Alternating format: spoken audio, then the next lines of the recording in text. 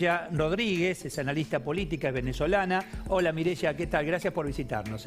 Hola, ¿qué tal? ¿Está bien dicho, Mireya? Total.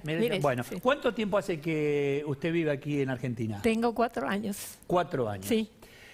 Conociendo la realidad venezolana, desde su punto de vista, ¿en qué instancia estamos en Argentina? Con inflación, con el tipo de cambio, con un peso que se va devaluando, con control de precios, congelamiento de precios, acto seguido de desabastecimiento. ¿Estamos lejos?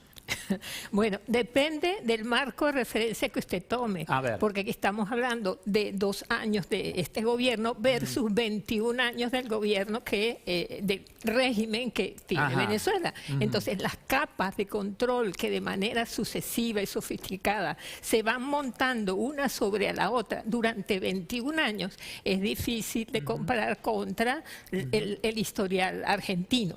Sí. Luego, hay una cosa que yo quisiera diferenciar. Lo que usted menciona de inflación, desabastecimiento, control de cambios, esos son expedientes usualmente utilizados en toda la región, no son exclusivos de Venezuela. ¿Estamos de acuerdo en eso? Sí. No son exclusivos de Venezuela. Sí. Entonces, sí me gustaría en este análisis que pero sí.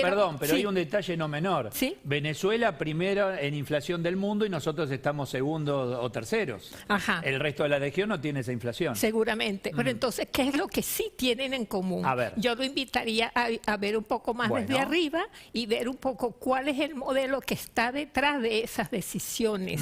Y entonces yo le preguntaría, ¿Argentina forma parte del Foro de Sao Paulo? Claro, ahí está. Claro. Ahí está la raíz de todos los males, ¿ok? Y sobre todo lo que está más atrás todavía, ¿tiene Argentina vinculaciones con el eje Rusia-Cuba-Irán? Lo tiene. Entonces, cuando vamos atrás, vamos viendo de por qué estos efectos, a cuáles causas responden, para que entonces la ciudadanía, los partidos políticos tengan bien claro la complejidad y la gravedad de lo que se está hablando. Porque si yo hablo de inflación contra inflación, perfecto, no es lo mismo 30% que 1.900 anual. Venezuela tiene 1.900 anuales. Y coménteme, para aquella familia que nos está observando donde sus hijos se están yendo de Argentina, están emigrando porque la situación ya para muchos es insostenible. Y no solo es un tema económico, hay temas de inseguridad, sociales, etcétera. Y ahí es donde yo quiero... ¿Cómo es el día a día allí en Venezuela? Bueno, porque hay gente que está trabajando, pero ese dinero no alcanza con esta inflación y entonces... Bueno, las cifras de la Universidad Católica también en Venezuela dice que el 90% de la población en Venezuela está en condiciones de pobreza. Bueno, acá el 60%. Ok. ¿Ve que vamos camino? Y de ese 90%, el 70% está en extrema pobreza. ¿Ok? Con un salario mensual, digamos, de unos $2 mensuales. ¿Cómo viven? No viven. ¿Cómo viven? El venezolano ha perdido aproximadamente 12 kilos en promedio.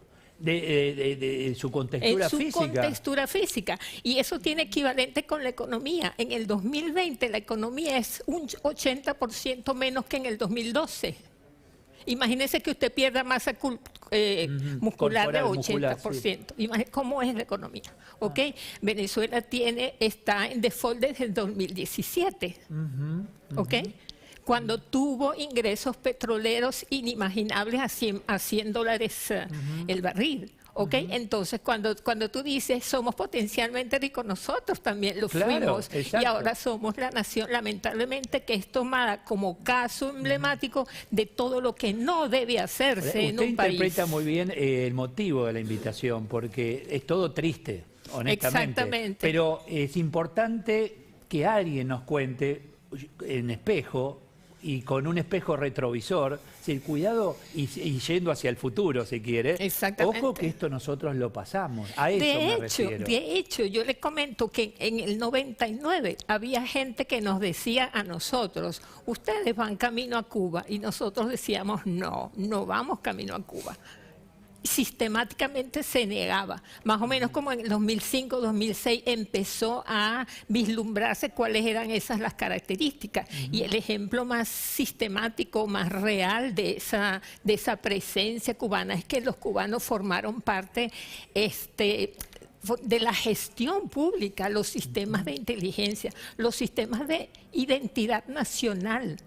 Por eso es que ha sido tan fácil darle documentación a todos esos personajes del mundo del narcotráfico, del crimen organizado, porque ellos controlan los sistemas de identidad de Venezuela. Con venezolanos que convivimos y que tal vez nos sentamos en un restaurante y vienen y nos atienden porque tienen esa característica de amables, sonrientes, vitales, etcétera. Y no es por halagarlos, son así realmente. Sí. Y mi pregunta es, contame, ¿qué haces o qué hacías en Venezuela? ¿Soy ingeniero en petróleo o era empresario y cerré mi empresa y me vine a Argentina? No es solo un tema económico. No, para nada. Es un tema de que se te rompió la vida. Se te rompió la vida, todo lo que tenías construido, ya nada más tenías para disfrutar un componente de la población, no vamos a decir que todos están ahí, pero sí es importante ver un poco el goteo. El goteo de cómo la gente se va yendo, ¿ok? Y ese goteo que ustedes están viendo aquí, ese goteo lo vivimos nosotros en el 2000-2002, imagínense. O sea, bueno, esa es mi pregunta. Digo, esto que ustedes ya vieron, hoy lo están viendo acá. Por eso decimos, ustedes leen las redes sociales y todos los venezolanos decimos, venimos del futuro, por favor no lo hagan, venimos del futuro, porque ya lo vivimos, ¿ok? Entonces, ese goteo primero salió la gente más acomodada que tenía sin ningún problema para salir, los profesionales, pero a medida que fue agravándose la situación, sin duda alguna, llegamos al momento actual, donde alguien que no tiene nada se va caminando, ni zapatos tiene. ¿Y exclusivamente tiene que ver con los dirigentes, con los gobiernos? ¿Poco puede hacer el pueblo, poco puede hacer el ciudadano?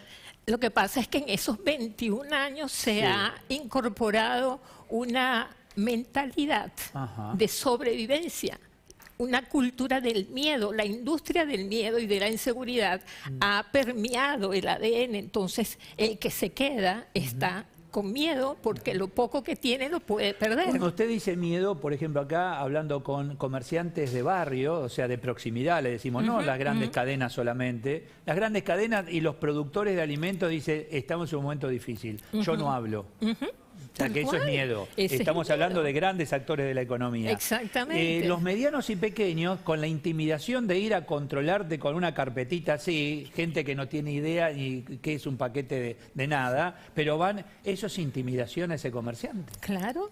Claro. ¿Es parte de la historia? Es parte de la historia, es parte de la historia. Pero, repito, no es exclusiva de Venezuela. Esos son todos aquellos que comparten ese modelo y que comulgan con una presencia determinante del Estado en la actividad económica. Claro, y eso hay que ver lo que sí es exclusivo y lo que no lo es. Pero ya cuando vemos que comparte un mismo modelo, ya sabemos dónde viene la raíz. ¿Ok? Entonces, hay otras áreas donde es muy importante que ustedes pongan atención y donde definitivamente no son igual a Venezuela, entonces es importante que veamos eso también. ¿Dónde poner atención? En la parte comunicacional. Por ejemplo, en Venezuela siempre hubo una voz cantante, un liderazgo único que no era cuestionado, y si era cuestionado a nivel interno, a nivel externo, nadie, ¿ok? Y ese mismo liderazgo tenía un programa de televisión donde día a día, 6 horas, estaba permanentemente comunicándose con la población. Hubo una persona, un argentino, que ayudó mucho en la conformación de ese imaginario. Lo recuerdo muy bien porque lo estudié mucho, Norberto Ceresole. Él trabajó mucho en esa tesis mediante el cual el líder tenía que comunicarse directamente con el pueblo. Y eso ayudó mucho a la desintermediación. Siendo los partidos que estaban muy desinstitucionalizados, eso ayudó mucho a que fuera el líder y el pueblo. Mireya, ahí tiene cantidad de argentinos, domingos, están en familia, desayunando y la están escuchando atentamente. ¿Qué les dice? Que es necesario que como sociedad, cívicamente, demuestren hacia dónde quieren ir. Yo no le voy a decir hacia cuál es el camino. Cívicamente y con conciencia, no solamente, digamos, es muy fácil decir, no piensen solamente en lo económico, es fácil decirlo cuando tú lo tienes, pero es importante porque allí es como se te acalla tu voluntad. Gracias por su tiempo, gracias por visitarnos. Pero quería decirte lo que tiene que tener cuidado, el tema de las Fuerzas Armadas. La gran diferencia con Venezuela es el tema de las Fuerzas Armadas. En Venezuela las Fuerzas Armadas son papel, protagónico en la planificación, la ejecución de todo el proyecto político. ¿Ok? Eso no es nada menor. Y sobre todo que son un papel protagónico en todo lo que es la desinstitucionalización del Estado y del territorio. Ojo con eso. Muchísimas gracias. Gracias. Gracias por